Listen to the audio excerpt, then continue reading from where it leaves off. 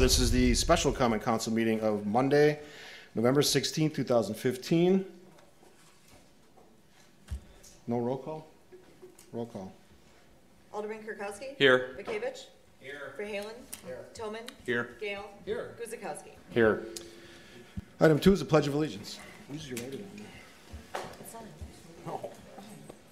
I pledge allegiance to the flag of the United States of America and to the republic for which it stands, one nation, under God, indivisible, with liberty and justice for all. Welcome to our almost complete council chambers. I see we have just missing glass doors on that side. We're getting much closer to the final look. Tremendous building. Had about 300 people in the kickoff of the fitness challenge on Saturday, and they got to walk the Wetlands Park to rave reviews. So well done to all the people that worked on that and on this building. Jerry, you want the mic for a little bit? The council hasn't had up to this point any tutorials on how this is all supposed to work. We are going to have about a half-hour session before your next council meeting, so we're going to actually call the council meeting a half hour early, 6:30, and kind of go through the technology for this room. But for tonight, the microphones that are in front of you should be directly in front of you, directly speaking into that, just like that. Basically at chin height, and you want to be somewhere between 6 and 10 inches away. Only 2 switches. There's 4 of them. Only 2 of them work and will work. That you need to know about. The one that's second from the right, that's your on and off switch. A maximum of 8 of these microphones can be on at any one time. But I would suggest generally for the council, get recognized by the chair, turn your microphone on. Unlike our wireless at the old facility, these are instant on. As soon as you hit it, you can talk. So they're right there. There's not a delay in that. So you want to talk directly into that. For the staff and at this table, there's going to be eventually 2 microphones on each of these tables, so 2 between each of the 4. So when staff comes up here and speaks, they need to be at that table and then grab the gooseneck and bring it to one of the 2 people on either side. The only microphone that we've had a little bit of issue with today as we went through this is the podium here. We're picking up some noise that we think a filter on the microphone itself might do. This would be like a TV camera that's outside and you're hearing the the wind and things like that. We think we need something on that to pick up some of that background noise. But Bridget will be controlling what you see on your screens today. Basically, she's got a PowerPoint presentation. She'll be showing that presentation to the public as well as what you have. Ultimately, you'll be able to scroll through your own PCs out there, but that's not tonight. We need a little bit more training for you before we get to that point. So that's the basics for tonight. If members of the public are up here, they should try to adjust that microphone approximately chin height, and the mayor will be able to control that is on and off. All right. Who's going to read the public hearing notice? City Clerk?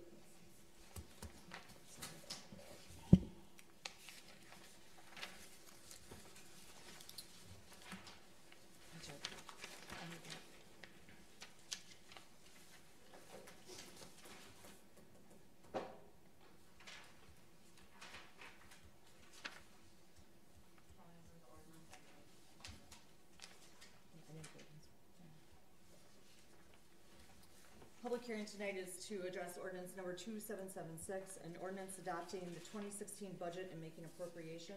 The Common Council of the City of Oak Creek will consider section 301 of the Municipal Code of the City of Oak Creek, introduced the 16th day of November 2015. All right, I'll make 3 calls for public comment. Before we start with the public comment, though, our finance director, Bridget, will walk us through a PowerPoint so that we can kind of understand the parameters of this year's budget. Bridget?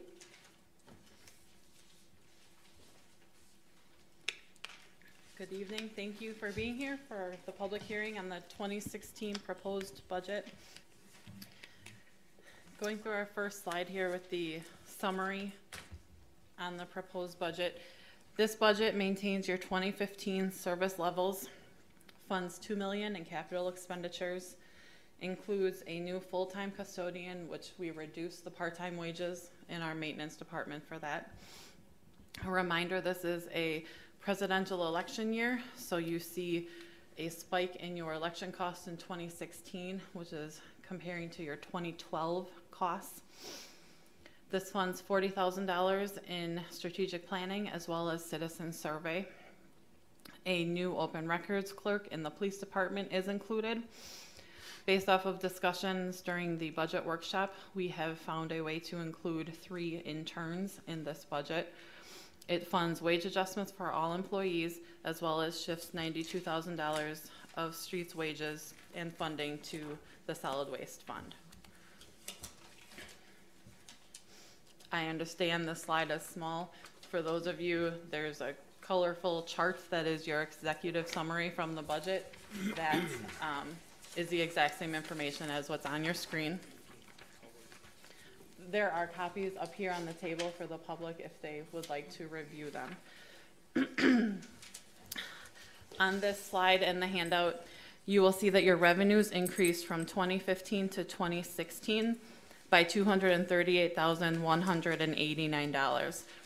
This is due almost exclusively to our net new construction tax growth, which was $237,365. In addition to net new construction, the city saw an increase in our general transportation aids of $180,000 and a decrease in the utility tax equivalent from the water utility, also known as the pilot, of $87,000. Our expenditures in budget 2015 to 2016 increased by $229,314, or 0.99%. The budget in front of you has a minimal $8,875 surplus and maintains your 2015 service levels.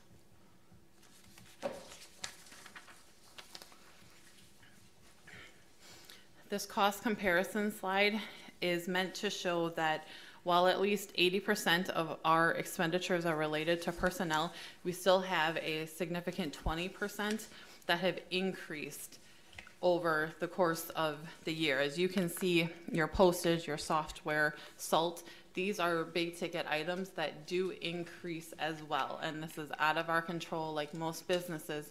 These are other things that we have to be able to create efficiencies in order to pay for. So we've been able to maintain our budget levels, maintain the expenses where they are by finding efficiencies, using them to be able to continue to absorb these increases that you see in front of you.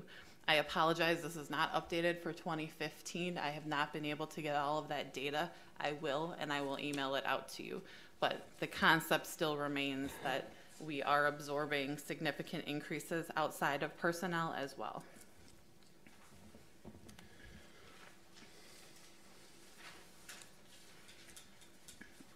As you heard me mention before, we saw a $237,365 increase in our levy, which is due to net new construction and the closure of TIF 9. So TIF 9 came back onto the roll this year, which was helpful. Your total levy is $19,550. Sorry, thank you. Your total levy is, and that's not updated. 1 second. I apologize. I just realized that this slide did not get updated. Your total levy is actually $19,566,773.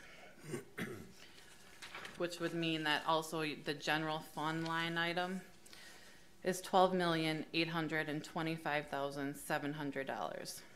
I was able to complete our levy limit worksheet between the budget workshop and now, and that's what resulted in that $8,875 surplus in the general fund since our budget workshop when it was at 0. Bridget, just point out for the audience, they can see that on this. Yes, that was going to be shown on the next slide. This is also our tax worksheet that is up front for the public if they so choose.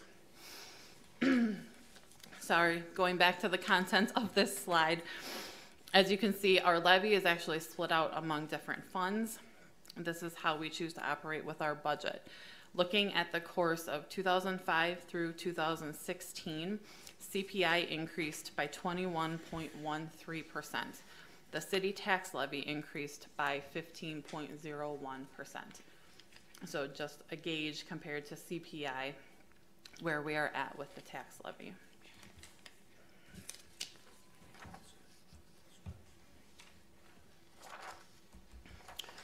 And so again, I pointed out this additional handout that is a little bit easier to read than what I had to squeeze into the slide, which didn't like my chart.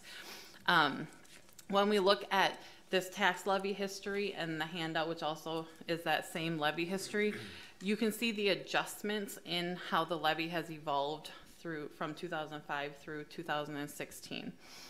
I'd like you to note that on the bottom line, you can see that in 2005, the total city tax levy was $17,013,363. And now in 2016, the proposed levy is $19,566,773. Again, this is just reiterating that while the city tax rate has gone up 15.01%, CPI is up 21.13%. Jerry and I have continued to talk about the tax levy versus CPI the last few years because we are proud of how the city has kept taxes down over that time compared to CPI. When you look at the levy increase in dollars, the 17 million compared to the 19 million, you're roughly a difference of 1.8 million in your levy increase. We've been able to pin 1.4 to 1.6 of that 1.8 is solely due to net new construction. So new construction is making up the majority of that levy increase over the years. We've got some new information today that we need to dig a little bit deeper. We think that we can get even closer to that 1.8 number, but we are still doing our fact checking and research on that. So the concept here is that your new construction has really created a positive financial impact on the current businesses and residents in the community. This has positively affected the tax rate.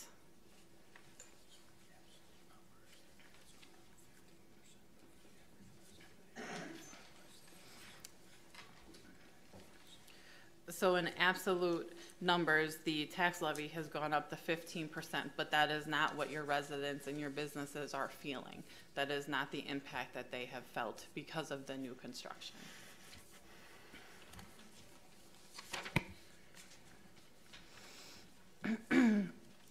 I always get really nervous starting into these slides, so I want to make sure for the public here, the department heads, and the council that this is projected. This could change. This is where we're sitting right now when we start looking at the tax rate.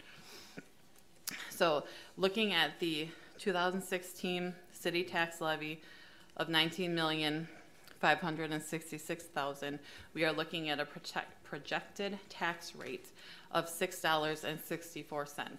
Again, this is city only per $1,000 of assessed value. Last year, your levy was $19,329,408 with a city tax rate of $6.76. Using the same median home number as we had used last year of $196,000 of assessed value, the tax rate of $6.64 would result in a city portion of the tax bill of $1,301.44.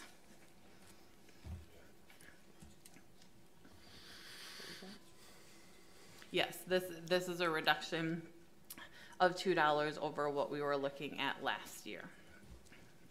So the positive with this is that the city's total assessed value went up 1.4%, and this is positive news then into the tax rate.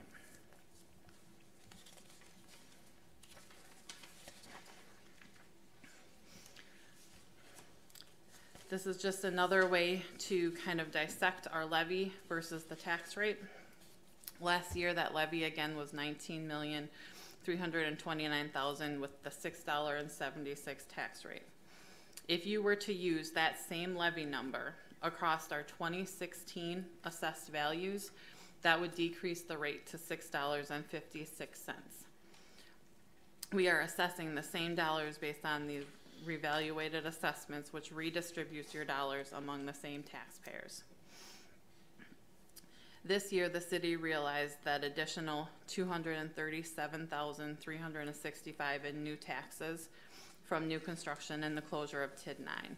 And that equates to the 8 cents that you see in front of you, giving you your total of $6.64.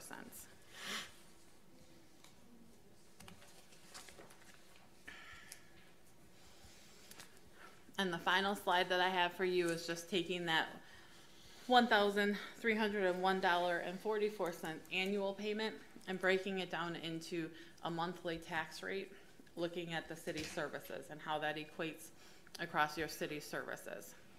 So that average median home pays $4.71 a month for the debt service. Looking at the solid waste fund, you can see that I've totaled your EMS fund, your fire. So the total fire is $25.17. Administrative services, police, court, dispatch, again, the total is $30.17. Community development, engineering, inspection, your streets, parks, and forestry, and health, recreation, and library. So looking at this, my personal opinion is that's pretty good bang for your buck. Any questions from the council? Let's take the, since we're in the public hearing portion, why don't we take the audience comments? Okay. Again, if you're having an audience comment, you have to have one of these forms filled out. And first up is, no, Arden, we're taking, I'll call you up. I'm sorry, Arden, come on up, you're ready, so, come on up. Sorry about that. Arden Digger, 8540 South Pennsylvania Avenue. My, you've done a good job at working out this budget compared to all the problems that exist in financing the city. And I have a few questions. Would it be in order to ask questions? You direct them to the chair, and I'll direct them to whoever the appropriate person is. Go ahead. First question is, now the only item I have to go by that's broken down is the one that was published in the Now. So I'll refer to that. Sure. However, do you have any idea of the total tax rate in the city today? That's combined with the metropolitan sewer and the vocational walkie tech. You're talking about all the entities that tax the... Yeah, the total tax rate, yeah. Go ahead, Bridget. The city treasurer does not have all of the levies from the existing communities. That is not determined at this early date and time. And when would we roughly anticipate that? I believe she typically has that information the third week in December. Okay.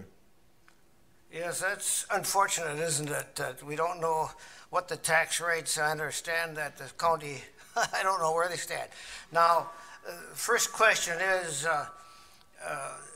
was this enough budget restraint to obtain the state funding, and how much was the state projected funding for this year? You're asking about shared revenue?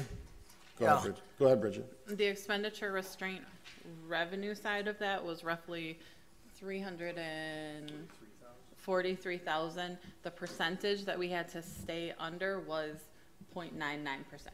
Did we stay under? We did. Marvelous. Takes a lot of work to put something like this together. However, there's a couple of items that, first of all, the question should be, is the projected cost of the tax incremental, they got the TID debt funds and the TID capital project funds.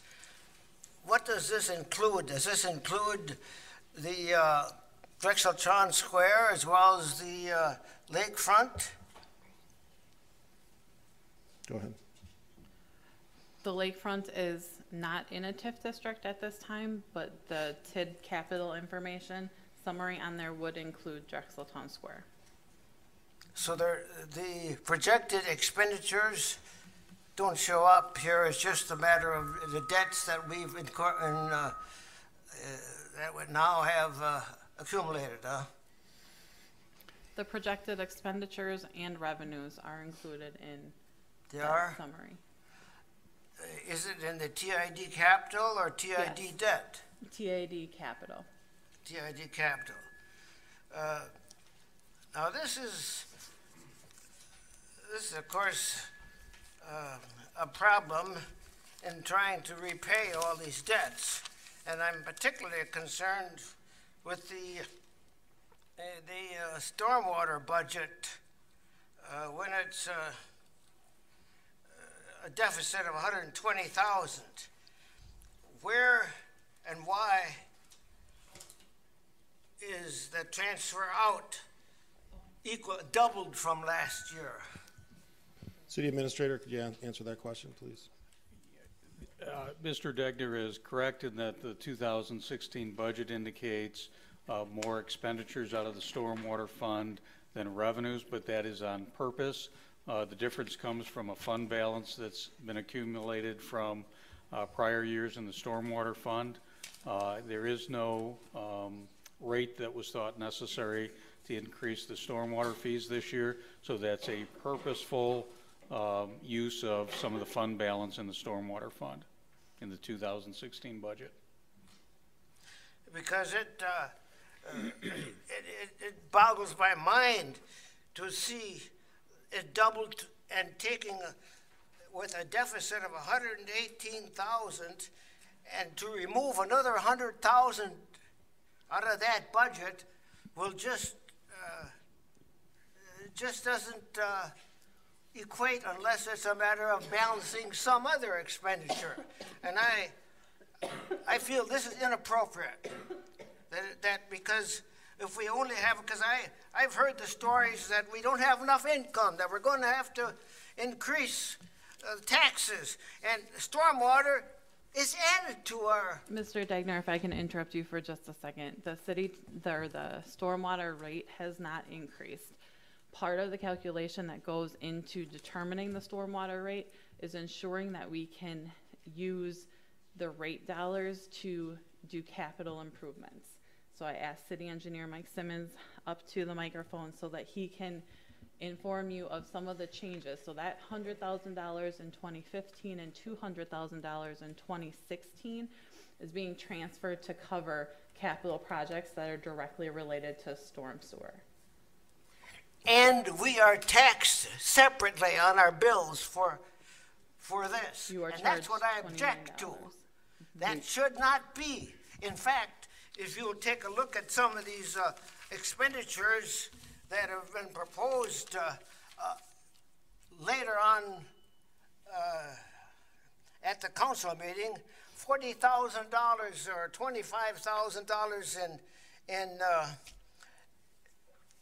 to subsidize the Packers radio station. How can we afford spending that kind of money? I don't care what fund it comes from, but when we taxes are increased because we have to transfer, you could transfer anything if you feel like it. But I object to the idea that your objection is noted. I feel this should be reduced back to what it was last year. So we only have an $18,000 deficit. Then it could be made up with these other funds. If we only have an $18,000 otherwise, you're going to ask for a referendum and more taxes next year. That's what I object to, and I appreciate if you would consider doing that. Thank you. We consider everything. Mr. Simmons? I just would comment that we've got two large stormwater projects that are currently under design that we expect to be constructed in 2016, and the need is there for the funding to be transferred to those capital projects. The real estate alone on the Forest Hill storm sewer improvement projects, we've got that estimated at $42,000. So I mean, it adds up fast, and these are large scale projects and very necessary. I would argue. And the rate, like Bridget pointed out, the rate has not been increased. I think this is probably at least the third and maybe the fourth year that it's been at $29. All right, thanks for your comments. Second up is Sig Tomkowski.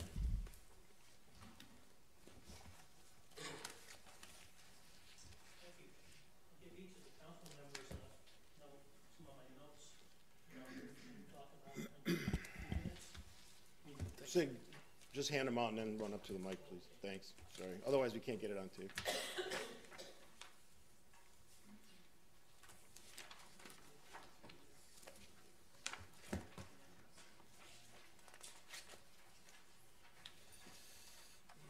Thank you. Very happy to be in a very modern facility here. This is something that I hope other architects and others community take a look at, because it's going to be here for a long time and it's going to do well. I've looked at the budget and I've had an opportunity to review and reflect on it. And as I go into this, before I go in too far in my thinking, I look at first as a budget on a macro level. I don't focus on micro issues because I have no knowledge of what they mean in effect. So I look at it on a macro. Then I look at what is the percentage change. You can look at dollars and say, oh my God, but it may be a very minuscule percentage change of the total. And then I have to discipline myself to ask any questions I have about a budget or about anything that's going on in city government before the meeting. I don't like to come to a meeting and take up all of your time asking questions of staff or yourselves, so I do my homework ahead of time. And I'm not in a position to sit here and interrogate the staff on what they've submitted as their resource needs for the budget. I'm also not in a co-manager role. I have no idea of what it takes to manage all of these varied functions in the city. The budget is really your plan, your fiscal plan to accomplish your vision and mostly importantly, your mission. And it fulfills what I used to learned about in the past, is that you have a duty of care to understand what is going on so that you can, with complete information, so you can make decisions and implement. What I did was I looked at the budget and I looked at the data, and I see that the trends in the last 4 years in this budget for revenues and expenditures are really stable and balanced. When you look across the plane there's a little variation here, but pretty level. Commercial revenues are projected to increase by almost 7.7% from the current estimate, which demonstrates that there's growth occurring in this community. Shared revenues have had also a positive increase, although we don't hear much about that coming from state government. We think they're squeezing us, but they aren't.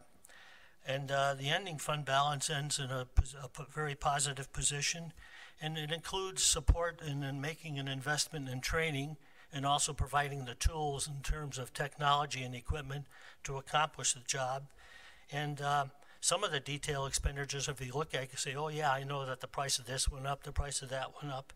But I believe that what it boils down to is, I think that from my perspective, you're investing on a prudent basis for the future, and in providing the support for development, continued development, because you have to have growth, not only in residential but commercial, to stabilize the effects of inflation and other things you have to do.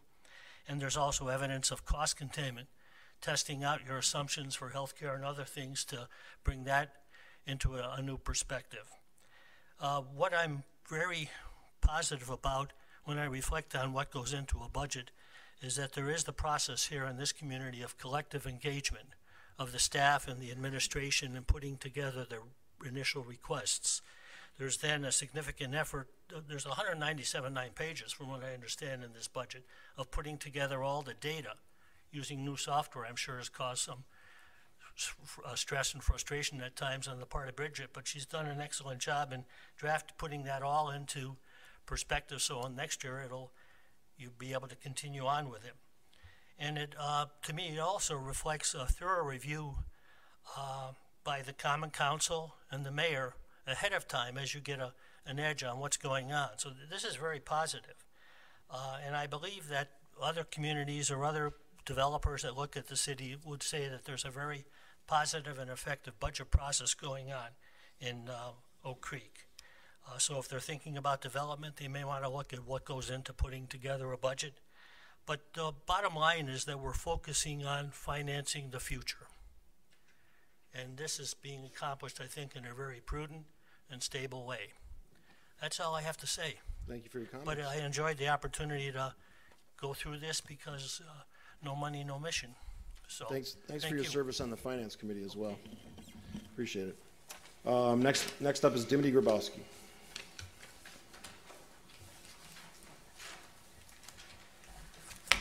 Good evening, Mayor and members of the Common Council. I have a few questions, and for those that are not here this evening, I understand that it's not being recorded. Is that correct? It is being recorded. Oh, it is being recorded. Okay, good. My first question is possibly to Bridget.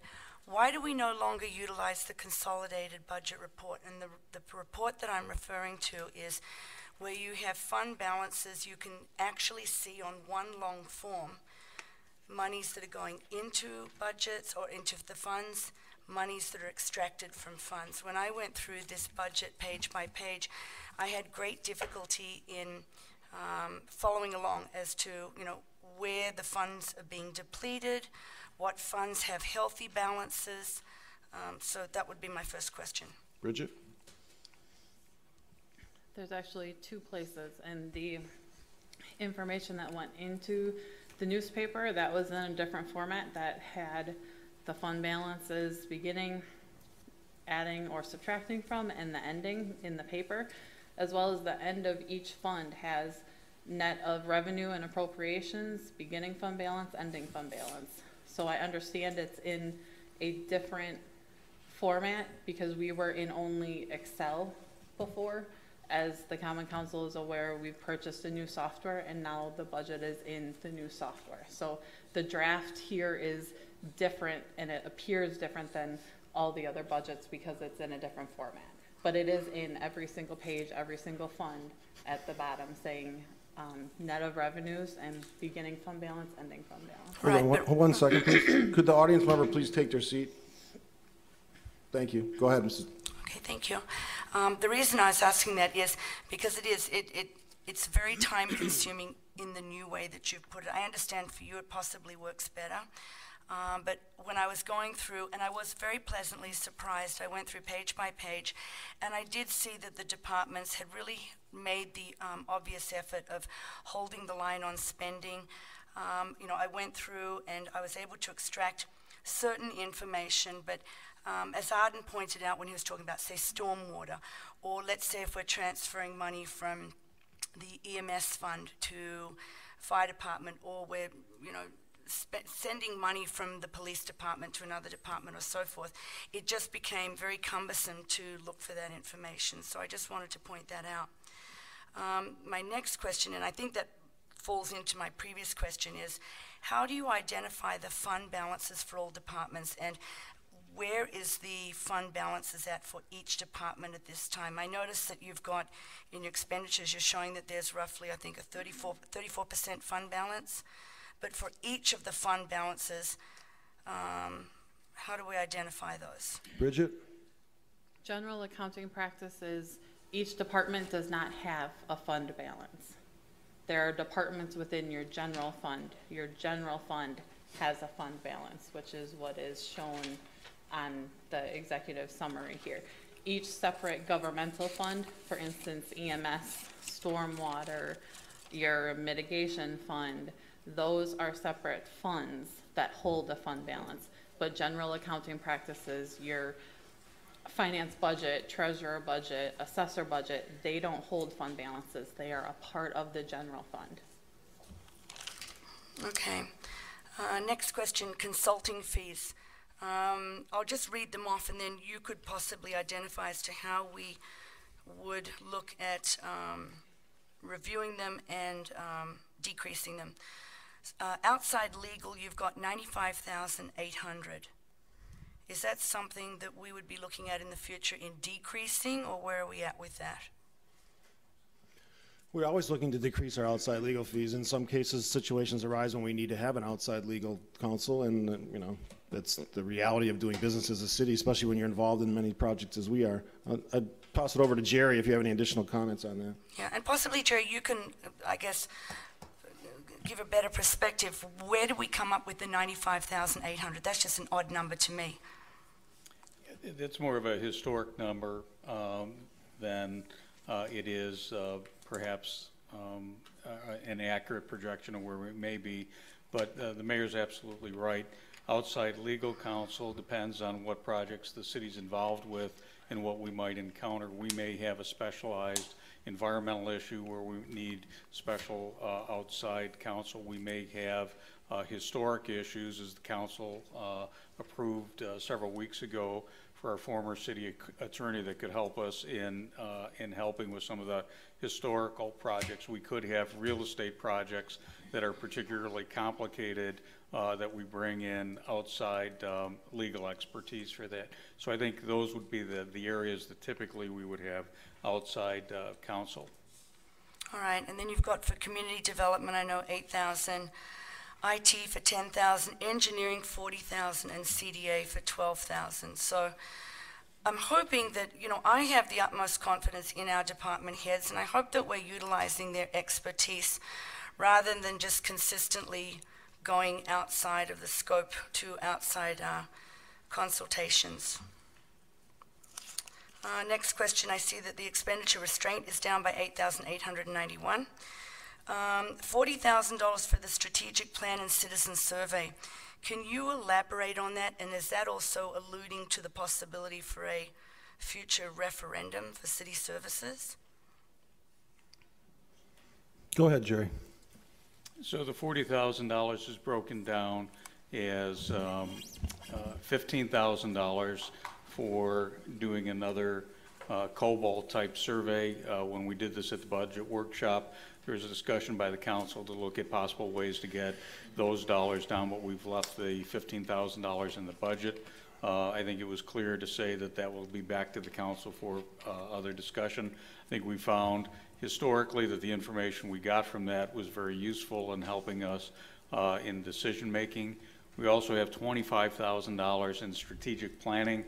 We expect to bring that out sometime in January, February.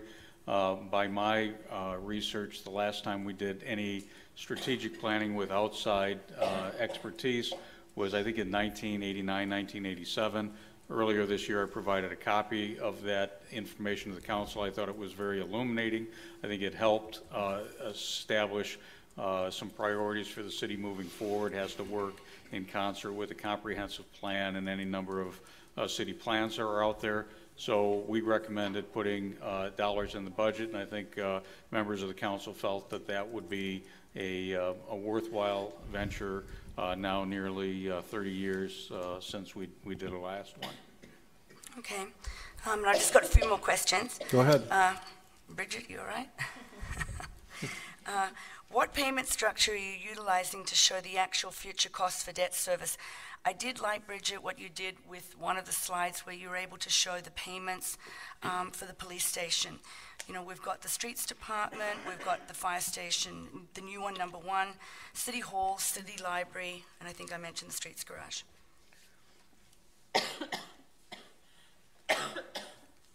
Let us know if you need a break. Yeah. No, we're gonna get this done. No, your question is somewhat tricky just because certain, depending on if it's TIF debt, it's in the TIF fund. If it's, you know, the street department, that is in our general debt service. I keep a full spreadsheet that is from the beginning of the life of the bond all the way out, projecting what the payments are going to be annually. We also have the financial plan, which reviews the debt payments, as well as the long-range financial plan that the Common Council did with Mark when Mark was here. And that is still updated at least twice a year. So Who's Mark? Mark Weiss. Oh, okay. Former finance director. Got Yes. So we actually continue to keep track of all of that in a various different methods. Right, and I think that's very important to note because I have a very different background than Sig, and I can I appreciate the fact that he is very strong in finance, and that's something that I'm limited in. However, saying that, I also own a business with my husband, And we spend as we can afford. We have a budget, we have our revenues, we have our expenditures. And when you look at this budget, I don't believe that it truly shows the city's debt. You know, if you were to try and explain to a layperson in the public, what is the total cost of our debt for the lakefront? What is the total cost to date for the Drexel Town Square? What is the total cost for the Oakview Business Park? I know that it's part of their TIF districts and you're, shifting dollars around. But the public also has the right to know how these dollars for future payments are spread out. We also have development finance incentives, and those are things that we really need to discuss. So we have a very strong understanding of where the dollars are coming from. City Administrator? I think that's a very good point. There's many people who have a hard time following all the numbers in the budget and are concerned with the debt that's issued by the city, not only the city. We've heard from all of the taxing districts within the city. I would recommend for people who really want to dig into that, that they should go to the statements that are part of the bond issuance that we have. Every time we issue a bond, it's put on our website. That bond disclosure has every single one of the debt issuances, both from the city's operations as well as the utility operations. It picks up school district, it picks up county operations. So if somebody wants a comprehensive review in detail, rather than the budget, they should be looking at the bonds. And there's several pages, probably 3 or 4, and I actually read those. And we have at least 2 other people here who read every page of that because we stay up at night on these things. And there's really good detailed information, not only about the bonds that are out there, but about employment rates and average income in the community, ability to pay, how close we are to the debt limit. And that particular issuance is probably the place to go to if you want to get a good sense of the debt that's out there. In combination with the 3-year financial plan, because the city tracks very closely where its debt is as opposed to what its legal issues are, and has a very definite plan, as you do at home, on how it's going to pay for any debt that it has. And the city does have a plan for every one of its debt issues that it feels covers those quite easily, actually. Okay, and then just one more question. I know that the CIP, when I was looking on the graph on the screen, that after 2010, it doesn't show dollars are being put in that. I'm talking about things like roads, services such as anything in the streets department that they're looking to acquire, through the fire department. We're looking at new ambulances. Again, maybe I'm old school from coming from the budgets from before, but I wasn't able to find that detailed information in this report. Bridget? The CIP is not funded with levy at this time, which is why it wasn't on that report, but in the document that's been out for viewing, we have our funding with $2 million cash, $1 million from the utility aid and $1 million from the mitigation funding. So $1 million annually, and here's part of Jerry saying we have a plan for everything. We take $1 million less the bond payment for the $3 million street bond. So typically it's roughly $600,000 that ends up going towards roads annually. And then the other $1 million is split up with the CIP committee based on needs for equipment needs for all the departments. So that is in the binder that has been out for public viewing. Okay, and just one more quick question. When I look at this city hall and I look at the library, and I've talked to my husband and a lot of friends about this, I think that there was a clear need to move the city forward, to look at the future of the library and the city hall. One of the things I was very disappointed, I think more from a symbolic standpoint, I would have liked to have seen the mayor's office on the main level. I think it's important that the public has access to you. It's a very overindulgent building. And I hope that the future projections, I hope I'm wrong. I think that the costs to run this building We've seen with the police station, with the utility costs that are exorbitant. So I can only hope that we have the dollars here for this building. And I wouldn't like to see services cut in the other arenas, that being with our streets, police and fire. I don't want to see a city of imbalance. It's important that we remain a city of balance so that we do have strong public services. People, I believe, come to a community for very good schools, they come for strong public safety, and they come for affordable housing, and also moving the city forward with economic development. Thank you. Thanks for your questions and comments. Second call. Do you have a sheet filled out? Can you turn it in, please?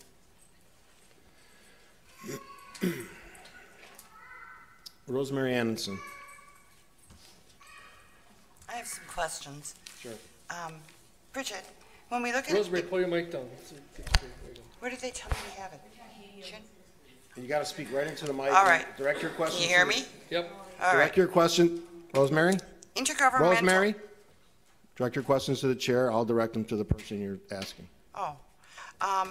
Intergovernmental, is that our shared utility revenue plus our shared revenue? Bridget?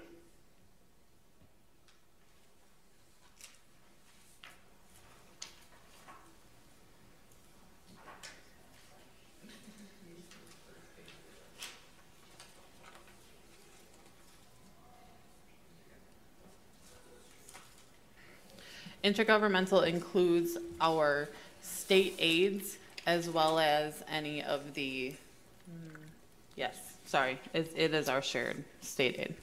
Okay. And then I've been having a lot of trouble finding how much money we're making off this project right here. And would that be reflected in the TID? First of all, is it budget-related question, and is it reflected anywhere in this presentation or this ordinance? Well, it should be. Well, I'm asking her. This project right here is a city building. So we're not making money on the city building. You sound like you're asking a Drexel Town Square question. Is that what you're asking? I am. Drexel Town Square is TIF 11, which is Fund 53, which if you are looking in the if you were looking in the public hearing, which was published in the paper, it is included in the TIF capital projects funds. However, it is not the only TIF that is included in that fund. There are 5 that are included in that sheet. In the, where did you say that is, Bridget? There's a box towards the bottom called TID Capital Project Funds, but that is not only Drexel Town Square. There are 5 funds that are added together in that box.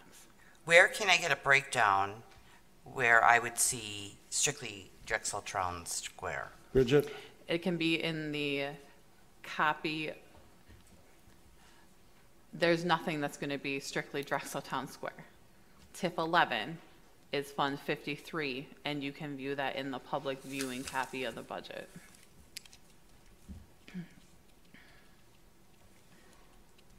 But it's still going to be commingled within 53? No. It's going to show me just Drexel Square? Any projects that are in TIF 11 will be in 53. I'm still not clear.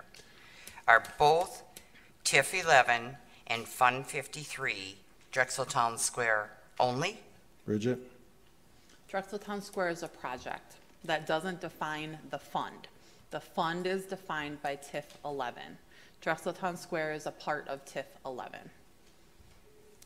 So there's nowhere that I'm going to find the finances just on Drexel Town Square?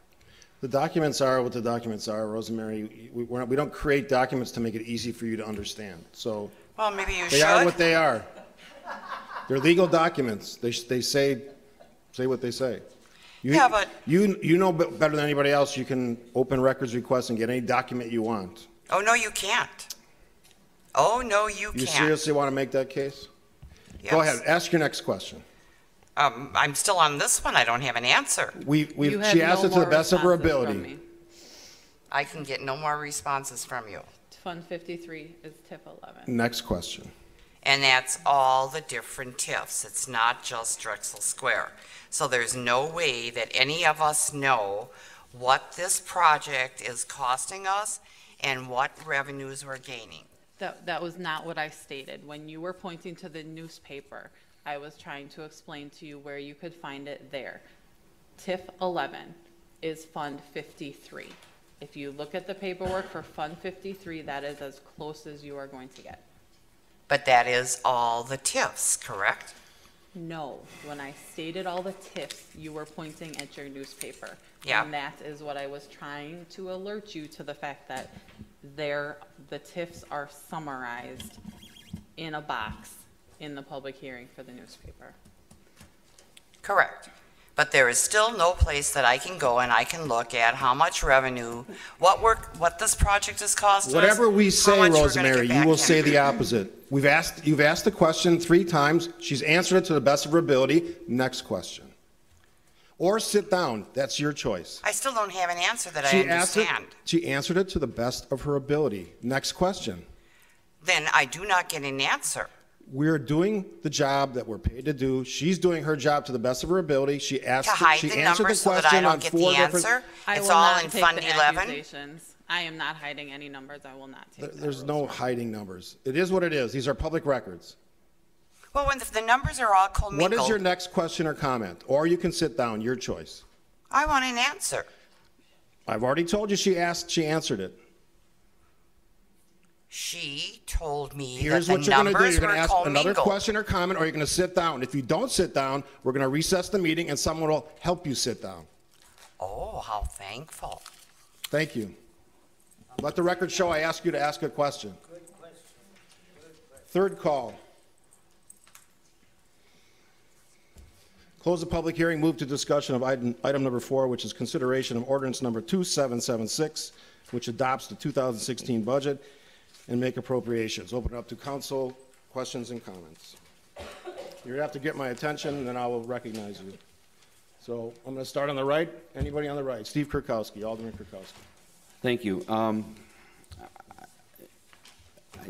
have a slight cold, so I may pause a little bit in my comments because a leave has kind of taken its effect here.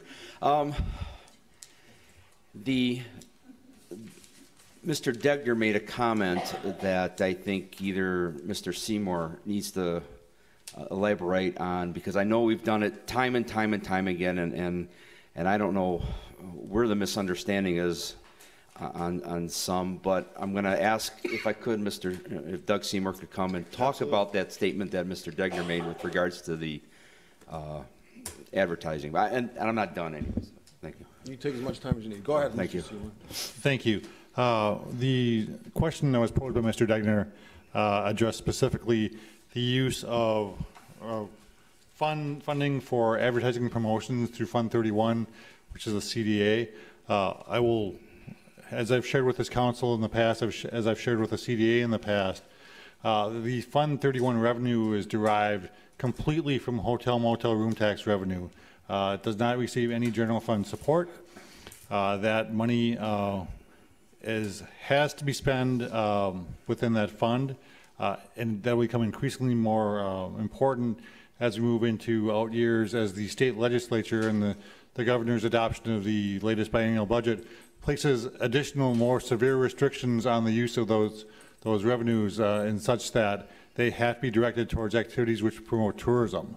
So important to note that this advertising and promotional expenditures do not use general fund revenue. They use hotel motel room tax only. Is that right? And that money has to be spent on those issues, correct? I mean, we can't take that money and buy a police car with it. We have to spend it on tourism issues. Actually, right now you do use $457,000 of hotel motel room tax revenue to supplement the general fund. But with regards to what the fund that you're talking, the one's percentage of that money has to be spent on tourism issues. That's correct. Okay. All right. I just wanted those in the audience and who might be hearing the recording is that we're just not taking money out of the income and buying airtime with the Packers and Brewers. So, okay. And in 2017, there's going to be even stricter That's rules correct, that yes. the state has mandated on the use of those funds. Yes. All right, thank you. Go ahead. Thank you, Doug. Thanks. Appreciate it. This is my third go around with the budget, and I said this last year that my first year doing this, it was mind-boggling to try and go through all this paperwork. And I think, Chris, this is your second time now. I hope you're feeling a little better with it, because I continue to be impressed, even to the detractors out there who maybe fail to see how well everybody in this city is trying to use the money that we get in the best way possible.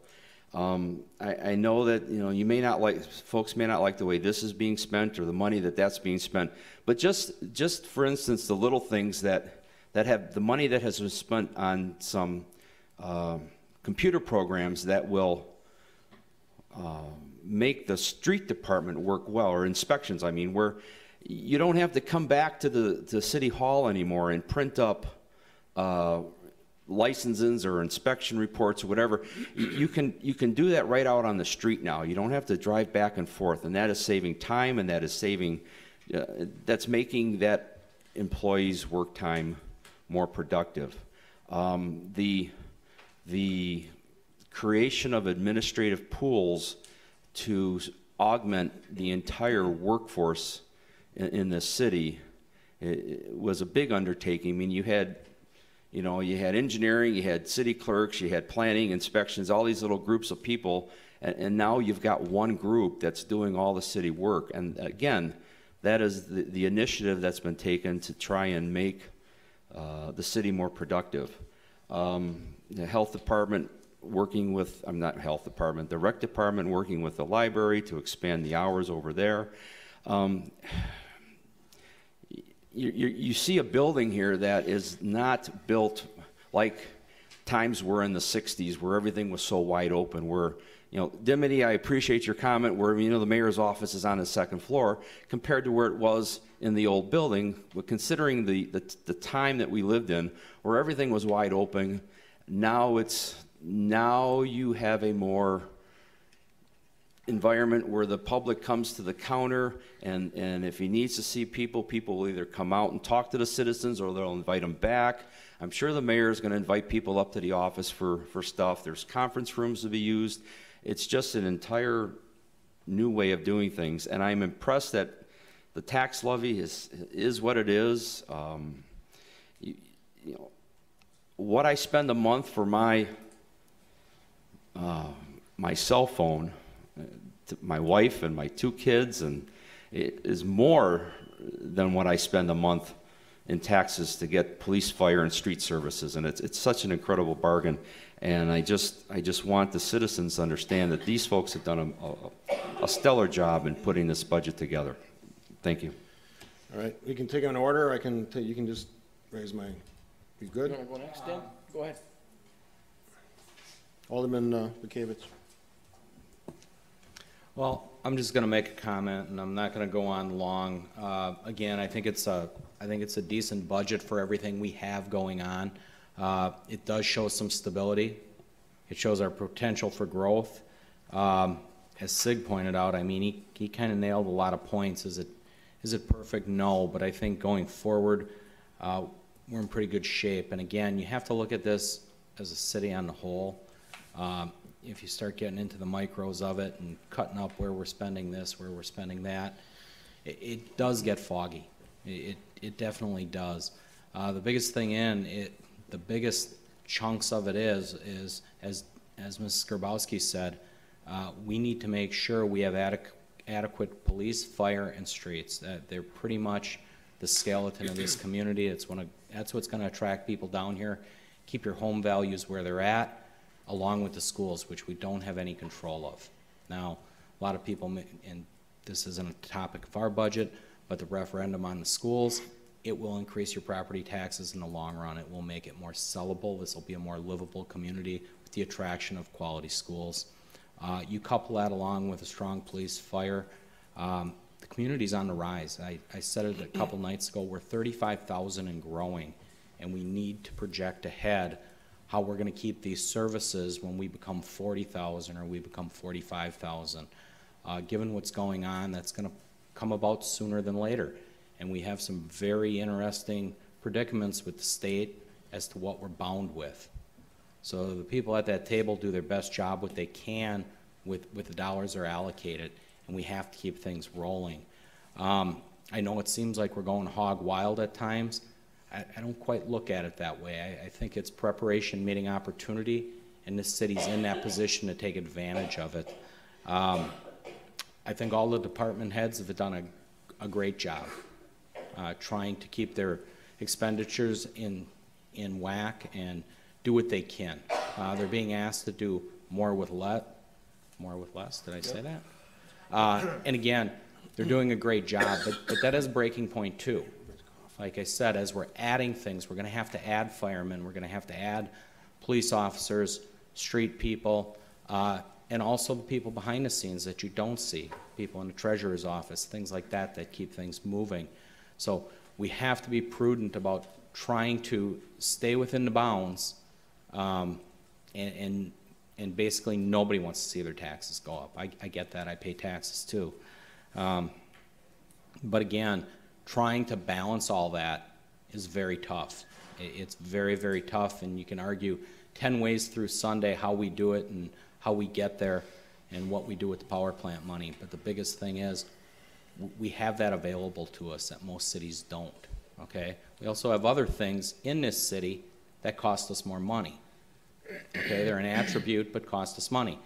I-94, for example, goes through the heart of the city. It costs the fire department a lot of time and effort to help assist on that and take care of that along with our police department. So you have these added benefits. It's kind of a mixed blessing with some of it, and it's tough. So when you look at your public employees, just realize they're covering a lot of things. A major power plant, PPG, it's a big area. What are we, 28 square miles? It's huge. So I mean, the people are really doing a nice job. I look at it over the years I've been here, it's pretty amazing we've been this flat. And some of it's been even self-imposed long before the state stepped in. So it's quite a credit to the employees, really, with this budget more than anybody. So if you really want to talk about stable tax rates, thank the employees at the building. It's really not guys like me making any magic happen.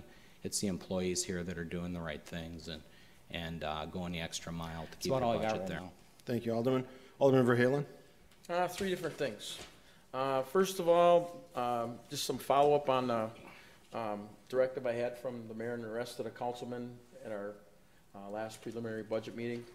Me and our street department supervisor, Ted Johnson, we made a day of it and went and talked to various equipment dealers and providers. And I guess at this point, to put it in a nutshell, we didn't really have enough time for some of those outfits to answer some of our questions, to give us detailed rental rates or lease rates.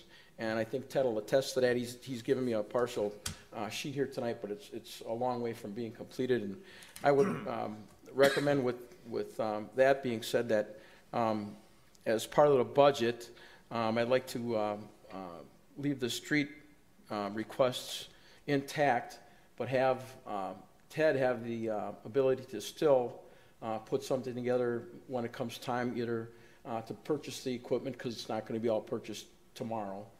So it gives Ted a little bit more time to research some of this stuff, but I'd still like to have the caveat of having him be able to go in another direction if he's able to, but I'd like him to take that under his advice and go with it. Ted, you willing to do that? Absolutely. All right. Ted has said yes. Thanks for doing the homework on that. Like I said, it's a long way from being done. Like I said, good initiative. We took a whole day and we visited probably 6 or 7 different outfits that would entertain certain equipment for us, and some had a full line of stuff that could help us out. But obviously, they all haven't gotten back to Ted right as of today, so he needs some more time. And I think it's better left to him when it comes time to see what the better option is. Okay. Second, just a question to Bridget, I guess, as to the proposed sale, I guess it's Fund 21, the proposed sale of the city-owned property here, and I know it's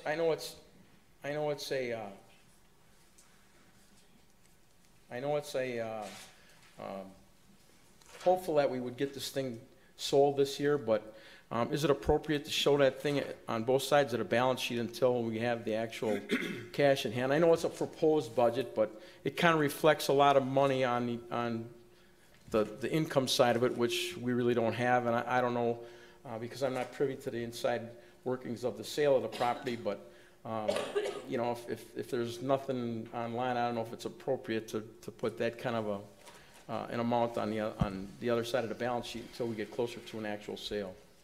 Let the city administrator answer that one. Couple of things.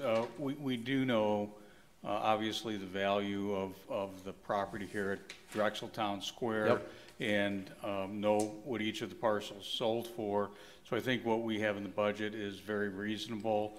Can also tell you that we've had, I think it is probably 5 serious inquiries on that property, and the council will likely be having, and this will happen in closed session when you start doing property negotiation. That clearly will be in closed session, but it's likely that we will have a purchase offer for that site in the next 2 or 3 weeks, and the council is really going to have to decide whether you want to accept that or get in that negotiation or go out in an RFP. So there is a pretty significant interest in that project, and that's where the council's decision will be. You'll do that again in terms of whether you want to set minimum prices, conditions, and any number of things. But we can tell you there is significant interest in that property because of what is perceived by the investment community as a very viable site that they want to be part of.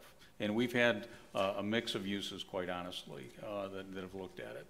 All right. Yeah, the reason I really asked this is I know there's other sites that are on this TIF that are still available, and you know, I didn't know that we had active prospective buyers on the thing, and I kind of thought that, you know, maybe we're trying to compete with the other entities here, and then we're going to have a hard time doing it. But no, if you said we have people ready to look at it, there's letters. Puts my mind a little bit more at ease. Yeah, just for the council and for the public, there's letters of intent or purchase agreements on all but one parcel in Drexel Town Square. Right. There's one parcel on Howell Avenue, which is going to be more of the higher end restaurant parcel that we've maintained.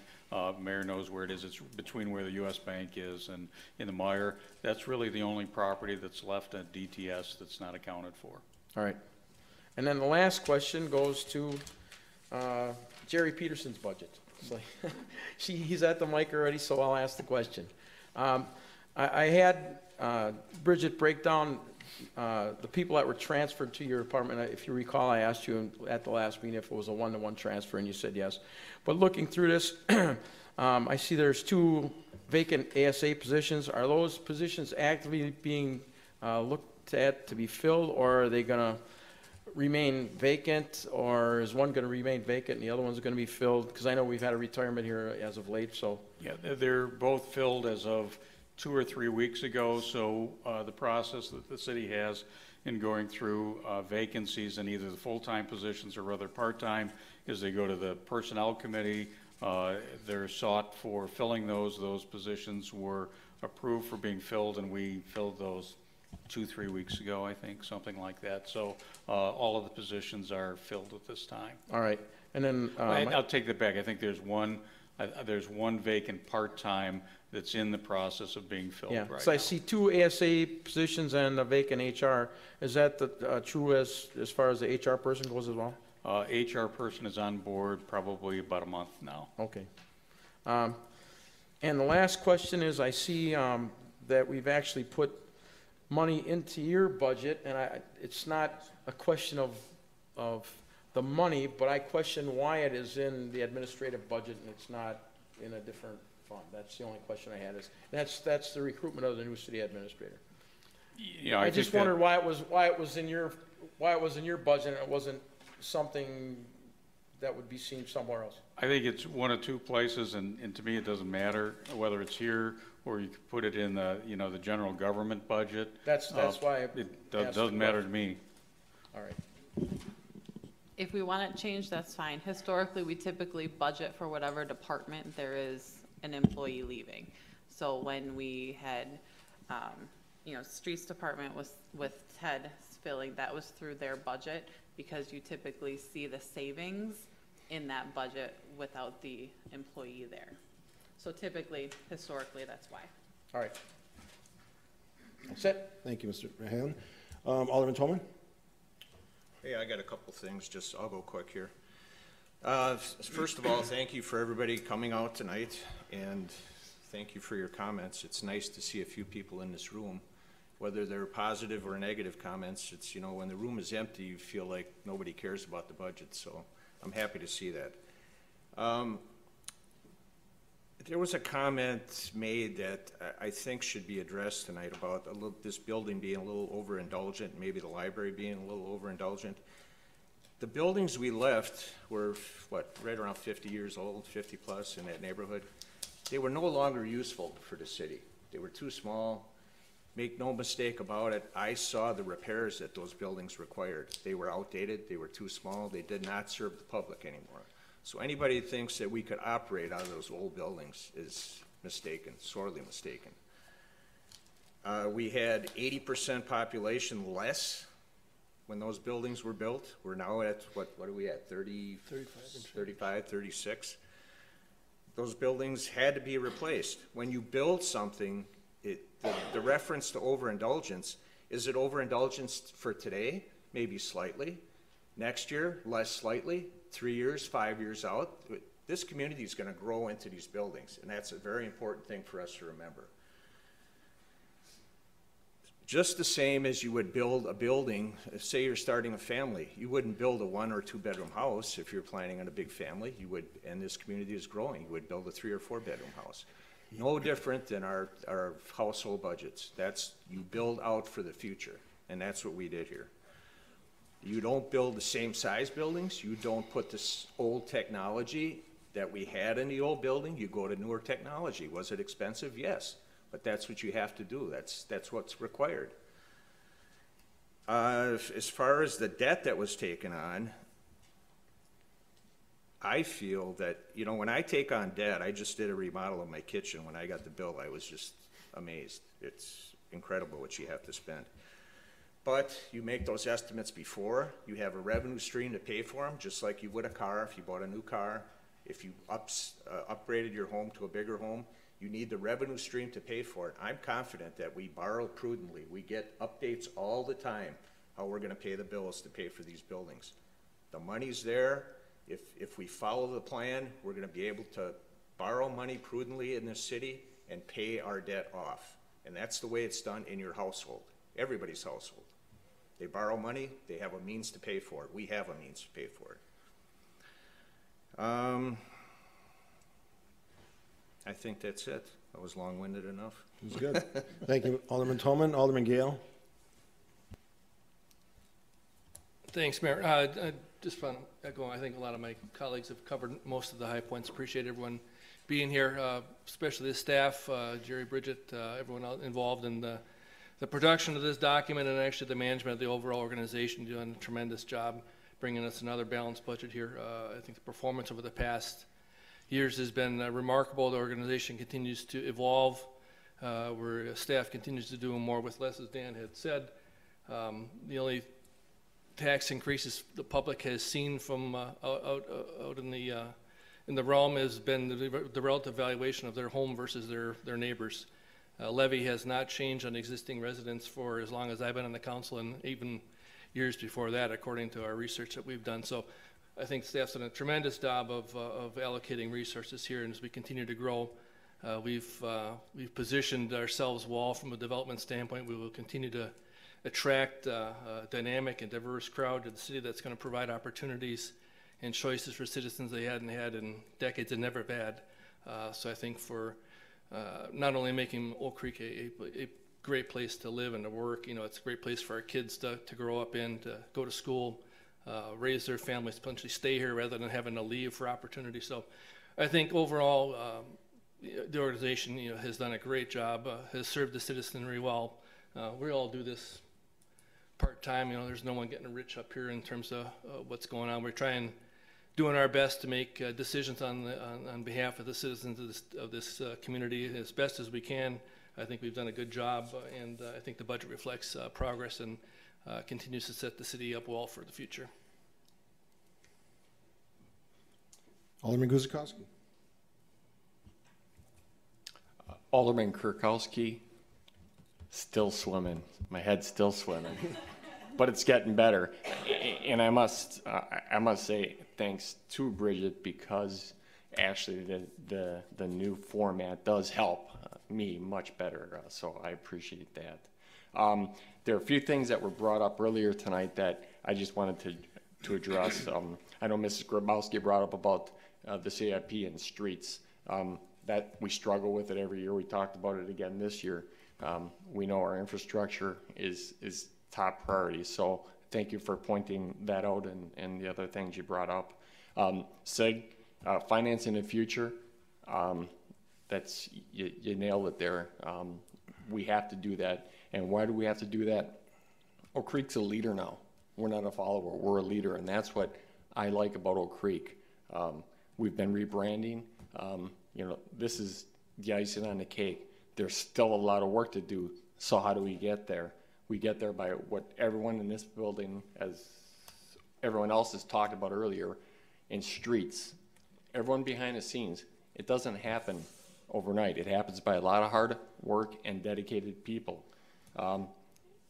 It's about striking a balance. And each year, there are a lot of things that happen due to internal and external factors that are beyond our control. But that being said, you see the numbers tonight. The budget, it's there. It is what it is. And one thing that I really love is our 3-year plan that we have, and we follow that. Is a very helpful tool, and I hope that we continue to do that. I appreciate the efforts by Bridget, the department managers as well, for making sure that they're staying on budget, because that's key, because otherwise we got issues down the road if we're not. So the last thing I wanted to point out is this last weekend there was the Mayor's Challenge, and there was a walk here. The response was enormous, significant. The response to the building, they were just amazed at just the grounds, the park out there. So I encourage everybody, when we have an opportunity to have an open house and as show and tell, share it with people, because we should be proud of what we have, because it's our and your building. Thank you. Thank you. Mr. Mayor? Yes. May I make one closing? Absolutely. It's probably a little bit more personal, but in my short tenure, I've been, and maybe others have been, accused of not keeping an open mind. And we have sat here tonight and we have listened to opposing points of views. And I just want to compliment Arden and Dimity. You didn't have to sit here and listen to our points of views, but you did. I would have hoped the third person who commented could have sat here and listened to our point of view, but I just wanted to thank you for listening to us tonight. Thank you. Thank you. I want to commend our staff. It's not easy to move into a new building. Trust me.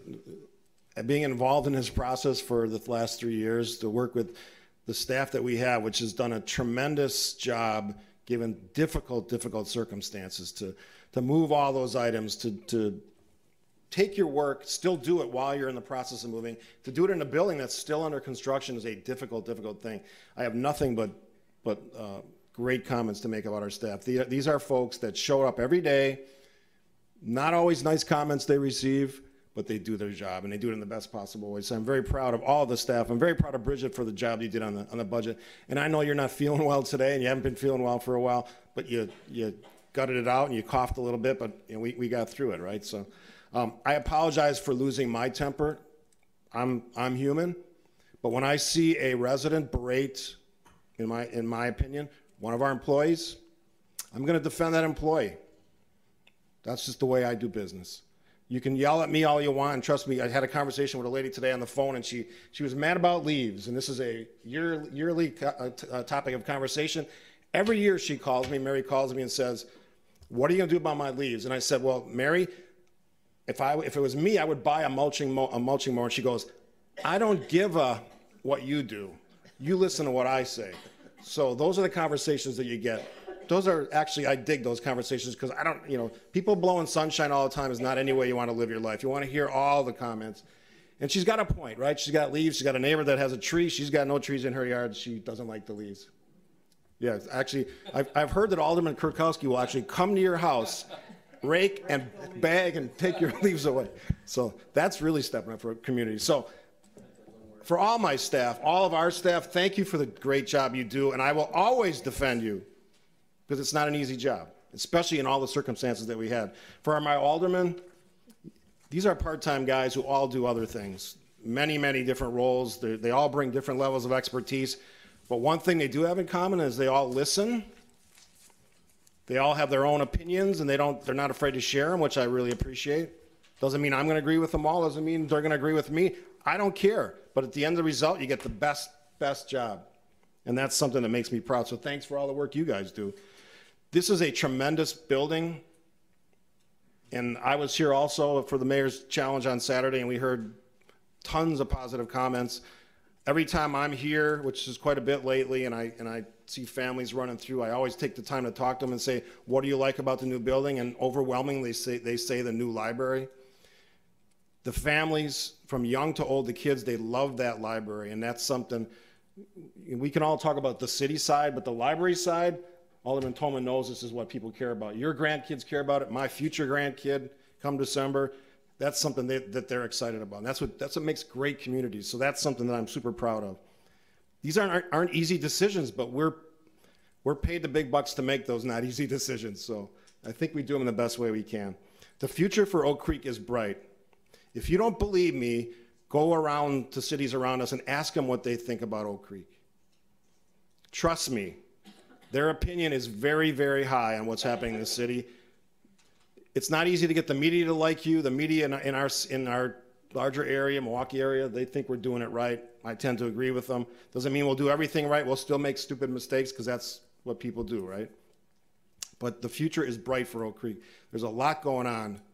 If you're not excited about the business part of it, be excited about the city parks that we're building. There is not a city in Wisconsin right now that's building city parks at the scope we're building them. And the reason we're building those parks is because when we did that survey that Jerry asked us to do back when he started, people wanted more parks.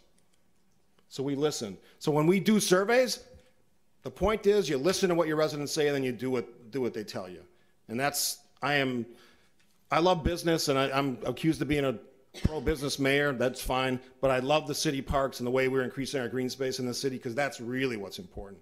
So when I see people walking in that wetlands park or in the future walking at Lake Vista or taking the Lake Vista Drive, which for the first time in 80 years people will actually be able to do, that's a pretty cool thing.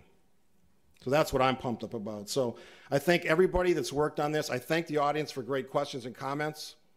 That's what makes this go. Doesn't mean I have to agree with you. Doesn't mean you have to agree with me. That's the way democracy works. I think we do a good job in Oak Creek. With that being said, I need a motion on the 2016 budget.